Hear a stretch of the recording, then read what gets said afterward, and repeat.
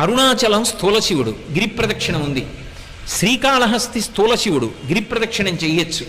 కోటప్పకొండ, కోటప్పకొండ త్రికూటం 3 శిఖరములతో ఉంటుంది. బ్రహ్మశిఖరం, విష్ణు శిఖరం, రుద్రశిఖరం, ముగ్గురు కాబట్టి ప్రదక్షిణం చెయ్యొచ్చు.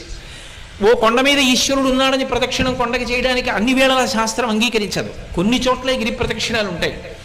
అన్ని చోట్ల గిరి ప్రదక్షిణం ఎందుకు చేస్తారంటే గిరిని శివస్వరూపంగా ప్రదక్షిణం చేస్తారు. ఒక్క శ్రీకాళహస్తి మాత్రం గిరి ప్రదక్షిణమున్న మిగిలిన క్షేత్రముల కోవలోకి రాదు. దీన్ని భాస్కర క్షేత్రం అంటారు. ఎందుకు భాస్కర క్షేత్రం అంటారో తెలుసా?